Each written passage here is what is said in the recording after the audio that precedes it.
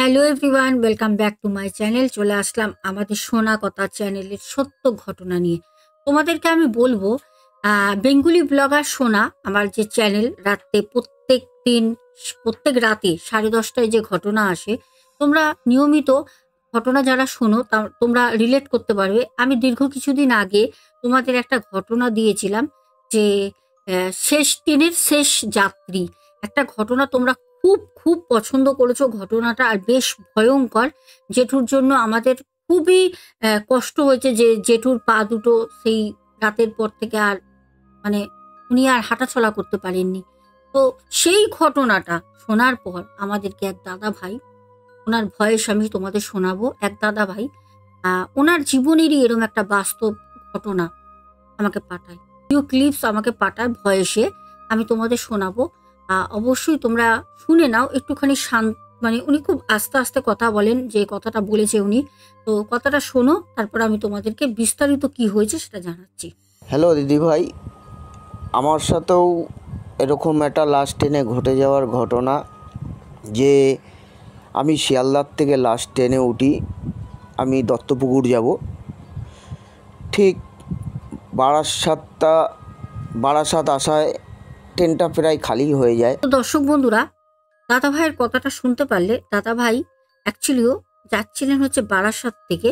দাদা ভাই বলছেন বারাসাতে আমি যখন মানে উনি শিয়ালদা থেকে আসছিলেন, শিয়ালদা থেকে উনি ট্রেন ধরেন, ট্রেন দমদম থেকে ট্রেন চেঞ্জ করেন, শিয়ালদা থেকে এসে উনি দমদমে আসেন, দমদম থেকে ট্রেন চেঞ্জ করে উনি যাচ্ছিলেন হচ্ছে দত্তপুকুর, যেখানে আমার ভূতের বাড়ি।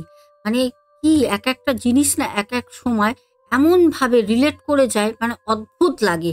তো বলছে যে আমি দমদম থেকে যখন ট্রেনটা চেঞ্জ করে আমি গুমানা বিরা একটা লোকাল ছিল, বলছে রাতের বেলা একদম, বলছে শেষ ট্রেন।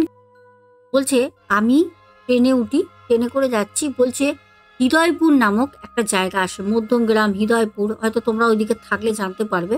হৃদয়পুর মধ্যমগ্রাম, বলছে মধ্যমগ্রাম আর হৃদয়পুর বলে একটা জায়গা, ওখানে মোটামুটি ট্রেনের যত ওই কামরার লোক ছিল সবাই নেমে যায়। দাদাভাই বলছে আমি ট্রেনে বসে আছি, এবার বারাসাত আসলো, বারাসাত তো জংশন একটা, ওখানে আসলো, আরও যা ট্রেনের একজন দুজন ছিল মোটামুটি বগির এইদিকে ওইদিকে, তারাও নেমে যায়। দাদাভাই একা ট্রেনের মধ্যে, বেশ রাত হয়েছে, একদম ঠান্ডা, প্রচণ্ড হু হু করে ঠান্ডা হাওয়া দিচ্ছে। দাদাভাই চুপ করে সিটে বসে আছে। বলছে যেই বারাসাতটা পার হলো, তারপর পরে বামুনগাছি, তারপর দত্তপুকুর। বলছে বামুনগাছি আসবে ঠিক ওইখানটায় ট্রেনের লাইটটা অফ, ট্রেনের লাইট অফ। আমাদের জেঠু মশাইও যখন ঘটনা বলেছিলেন সেম, কিন্তু ওই সময়ও কিন্তু অনেক বছর আগেকারের কথা তখন। আর এই দাদা ভাইও যে বলছেন, বলছে আমি এই ঘটনাটা বলছি 1998-99 সালে। ওই সময় তো এত কিছু ট্রেন বলো, বাস, যানবাহন, এত কিছু তো আর মানে এখনের মতো ডিজিটালও হয়নি, উন্নতও হয়নি। বলছে দপ দপ দপ দপ দপ দপ করতে করতে ট্রেনের কামরার লাইটটা বন্ধ হয়ে গেল। দাদাভাই যখন বন্ধ হয়ে গেছে, বলছে ট্রেনে কেউ নেই, বেশ ভয় ভয় একটা লাগছে। আর দাদাভাইয়ের কাছে এটা নিত্য নতুন কিছু না। দাদাভাই বলে প্রত্যেক দিনই যখন রাতের বেলা কাজ করে বাড়ি ফিরি, কোনোদিন লাস্ট ট্রেনে, কোনোদিন লাস্ট ট্রেনের আগের ট্রেনটায় এরকম হয়, ওখানটা ওরকম দপ দপ করে, মানে ইলেকট্রিক একটা সাপ্লাইয়ের কিছু প্রবলেম হয়। বলছে দাদাভাই আমি না উঠে পড়ি। বলছে আমি উঠে পড়লাম, যে গেটের সামনেটা এসে দাঁড়াই, কারণ ওখানটা বসে আছে তো, মানে ফাঁকা একদম কামরাটা, কিরম একটা লাগছে। বাইরে যদিও দূরে দূরে দূরে দূরে তো বাড়ি ঘর আছে, দেখতে পারবে, তো চলে আসে। বলছে আমি একটা মাংকি টুপি পরেছিলাম, মাফলার ছিল গলায়, আর এমনি সোয়েটার পরে রয়েছি, পায়ে মোজা সবই পরে রয়েছি। আমি ওই গেটের সামনেটা হেলান দিয়ে দাঁড়িয়েছিলাম। তারপরে আবার গিয়ে আমি কি মন গেল, আমরা না বেশ ঠান্ডা, বেশি হাওয়া লাগছে। উনি আবার কি করে, ট্রেনের ভিতরে একটা জায়গায় গিয়ে বসে, একটা সিটে বসার পর আবার যখন বসে, বলছে কিছুক্ষণ ট্রেনটা গেল, হয়তো 5-7 মিনিট যাওয়ার পর আবার লাইটটা দপদপ করতে শুরু করে। তখন ওই দাদাভাই বলছে দূর, আবার এসে বসলাম, আবার দপদপ করছে, গিয়ে দাঁড়াই, ভাল লাগছে না। আবার উনি একা একা হাতে তখন খৈনি বের করে খৈনি রোলছিল, বলছে খৈনিটা আমি হাতে আঙুলে এরম এরম করে ডলতে ডলতে আমি জাস্ট গেটের সামনেটা আসবো, দাদাভাই বলছে আমি না হোঁচট খেলাম। হোঁচট খেয়ে খৈনি সহকারে আমি ট্রেনের মতো পড়ে গেলাম। যেই আমি পড়ে গেলাম, পড়তেই আমি ধরপড় করে উঠে পড়ি। যে কি লাগলো পায়ের মধ্যে, আমি তো এখান থেকে যাওয়া আসা করছি, আর ফাঁকা ট্রেন, কিছুই নেই। কিন্তু দাদাভাই পড়ে যায়।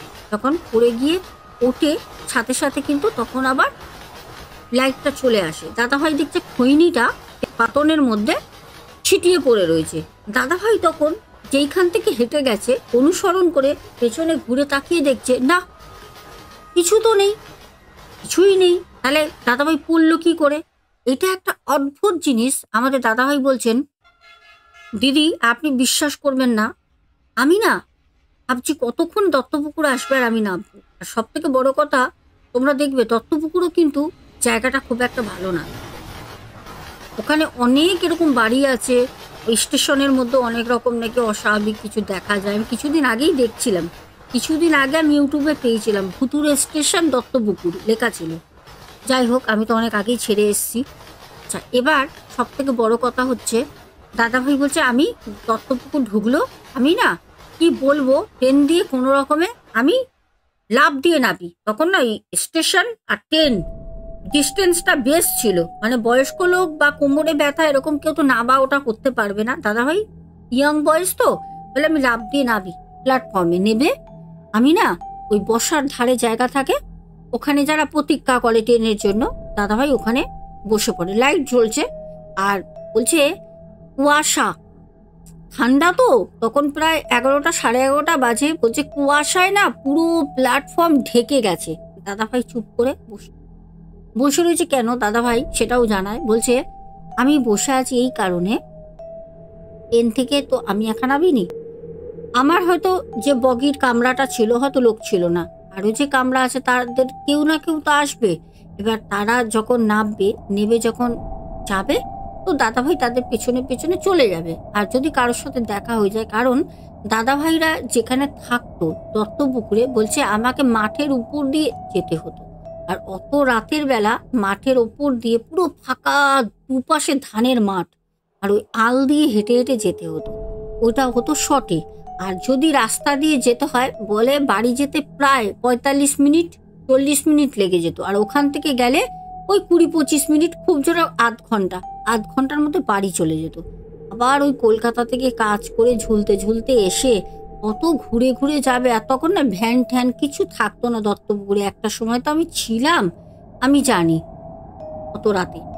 তো দাদাভাই ওই জন্য বসে রয়েছে। দাদাভাই বলছে দুজন বয়স্ক লোক চাদর মুড়িয়ে দিয়ে নাম।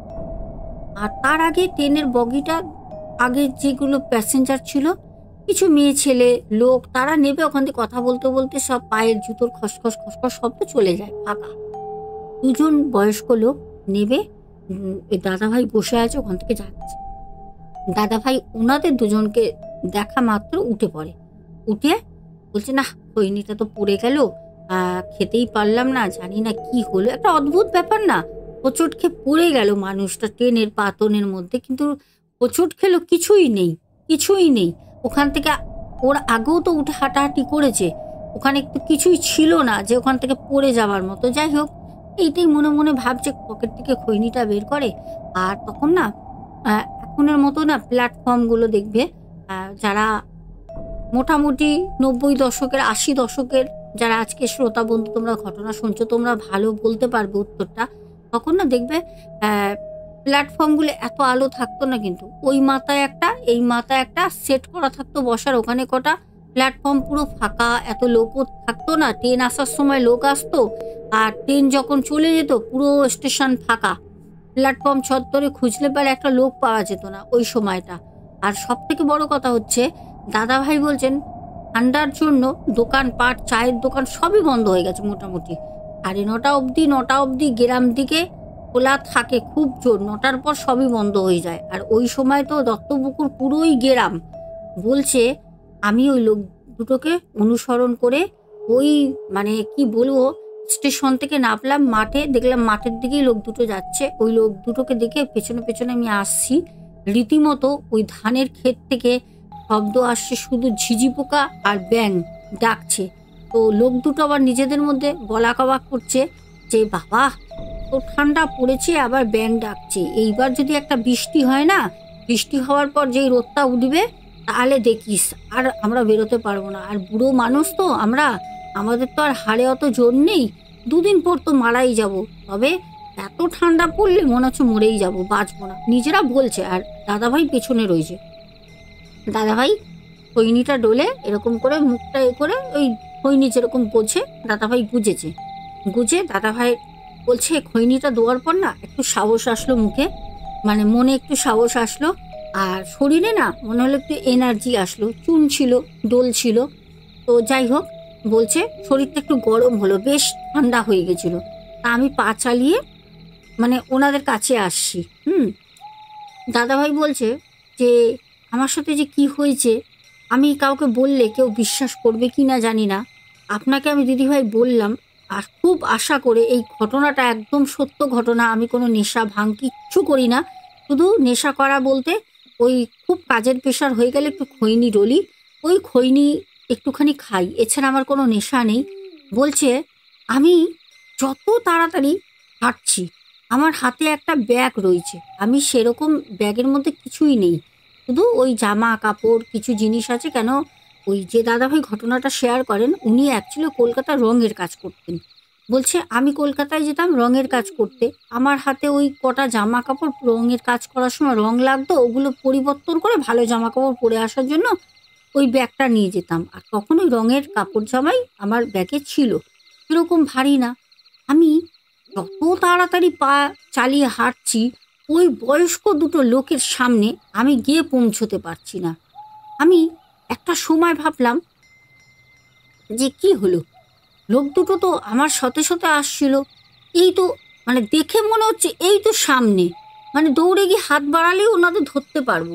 কিন্তু দাদাভাই বলছে আমি একটা সময় ভাবতে ভাবতে ছোটা শুরু করলাম, দৌড়াচ্ছি, দৌড়িয়েও দাদাভাই বলছে আমি ওনাদের কাছে আসতে পারছি না।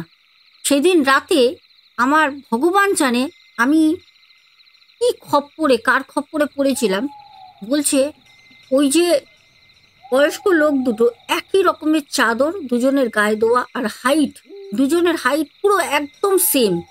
বলছে লোক দুটো হেঁটে হেঁটে গেল, ওনাদের তুমি ধরতে পারলাম না, ওই অনেকটা এসে না মাঠের আল দুটো ভাগ হয়ে গেছে, ওই মাঠের আল দুটো ভাগ হয়েছে, ওনারা বাঁ দিকে চলে যায় আর দাদাভাই চলে যায় উত্তর দিকে। বলছে আর পুরো মাঠ। বলছে আমি তো উত্তর দিক দিয়ে সোজা দৌড়াতে দৌড়াতে বাড়ি চলে যাই, ওরা চলে যায় তার উল্টো দিকে। বলছে বাড়ি যাওয়ার পর আমি আমার বউকে বলি, বউ বলছে কি গো, এই ঠান্ডায় তুমি ঘামছো কেন, কি হয়েছে, মাথা দিয়ে কপাল দিয়ে টপ টপ করে ঘাম পড়ছে। তখন আমি আমার বউকে বললাম, তখন আমার বউ বলছে কি বলছো, তো রাতের বেলা কটা বাজে জানো, রাত এখন 12টা 15। আমি বলছি কি বলছো, বলছে হ্যাঁ। আমি বলছি 12টা 15, আমি তো ট্রেন থেকে নামি 11টা 5 কি 10 হবে, এইটুকুনি আসতে 1 ঘন্টার উপরে হয়ে গেল।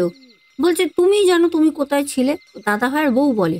তখন দাদা ভাই বলছে কি হলো, দাদা ভাইয়ের বউ তো বিশ্বাস করছে না। দাদা ভাইয়ের বউ বলছে যে দেখো আমি তোমার কথা বিশ্বাস করব কি করে, রাত 12টা মানে এখন 15, মানে তুমি যেখানে যখনের কথা বলছো তখন প্রায় রাত 12টা 5 হবে, যেই জায়গা থেকে ওনারা রাস্তাটা পরিবর্তন করেছে। তবে ওইদিকে তো লোকবসতি নেই, ওইদিকে তো হচ্ছে কবরস্থান। হ্যাঁ, ওইদিকে হচ্ছে মুসলমানদের কবরস্থান, ওইদিকে তো বাড়িঘর নেই। তাহলে লোক দুটো ওইদিকে যে চলে গেল, তাহলে কি ওনারা কোনো আত্মা ছিল? দাদাভাই কোশ্চেনটা আমাকে করেছে। সত্যি কথা বলছি, মানে দত্তপুকুর একটা খাতারনাক জায়গা, আমি ছিলাম, আমি জানি, যারা ওখানে থাকো ঠিক সত্যি কথা বললে পারে কমেন্টে জানিও। অনুপম আছে, আমাদের অনুপম ভাই, আমার ভূতের বাড়ি যেখানে ছিল ও খুব ভালো করে চেনে জানে, ওখানে থাকে। ও বলেছে একদিন আসো দিদি, অবশ্যই অনুপম যদি আজকের ঘটনাটা শোনো যাবো, তোমার সাথে অবশ্যই দেখা করব, আমার ভূতের বাড়িতেও একবার যাব। হ্যাঁ, তো যাই হোক, দত্তপুকুরের কথাটা শুনে আমার সেই 2002-এর খুব কথা মনে পড়ে যাচ্ছে। তো এই ছিল আমাদের দাদাভাইয়ের ঘটনা। তখন দাদাভাই বলছে যে হ্যাঁ তুমি তো ঠিকই বলেছো, ওই দিকের রাস্তা তো কব্রস্থান, ওইদিকে সোজা চলে গেলে কব্রস্থান, লোক বসতি নেই, বাড়ি ঘরও নেই। তো ওইদিকে লোক দুটো গেল, তাও বয়স্ক লোক, আর ওনারা কথা বলছিল, কথাও শুনেছে দাদাভাই, কিন্তু ওনাদেরকে ধরতেও পারিনি, আর ওনাদের কাছাকাছিও আসতে পারিনি। আর ওইদিকে যে চলে গেল দাদাভাই, ভয়তে দৌড়াতে দৌড়াতে চলে আসে। দাদাভাইয়ের কিন্তু তখন মাথা দিয়ে বেরিয়ে গেছে যে ওইদিকে তো লোকবসতি নেই, ওইদিকে তো কবরস্থান। তাহলে ভাবো তো দর্শক বন্ধুরা, মানুষের কত রকম কিছু জীবনে ঘটে যায়, যাদের সাথে ঘটে না সত্যি কথা তারাই কিন্তু এগুলো বোঝে। জানো তো, যারা এসব জিনিস কোনোদিন ফেস করেনি তারা না শুনলে হাসবে, হাস্যকর লাগবে। আমারও জীবনে যা যা ঘটেছে, আমার খুব মনে দাগ কেটে যায় দীঘার ঘটনাটা। যে ঘটনাটা আমি তোমাদের বেঙ্গলি ব্লগার শোনাতে শুনিয়েছিলাম, মনে আছে নাকি আমি জানি না, যারা নতুন বন্ধু তারা শুনেছো কিনা, যে আমরা দীঘা থেকে হারিয়ে গেছিলাম, তো ঘর খুঁজতে গিয়ে সেই জিনিসটা আমি সব সময় মনে করতে থাকি। এই যদি তোমাদের এরকম ঘটনা বলি না, হোটেল টোটেল বা এরকম রাস্তায় কারোর সাথে দেখা হয়েছে, আমার মনে পড়ে যায়। যদি তোমরা শুনতে চাও বলো কমেন্টে, আমি ছোট্ট করে তোমাদের নেক্সট দিন বলে দেবো। আজকে আসবো, সবাই খুব ভালো থেকো। দেখা হবে আমাদের আবার সোমবার দুপুর দুটোয়, ঠিক আছে? আগামী সোমবার, মঙ্গলবার, বুধবার দুপুর ঠিক দুটো।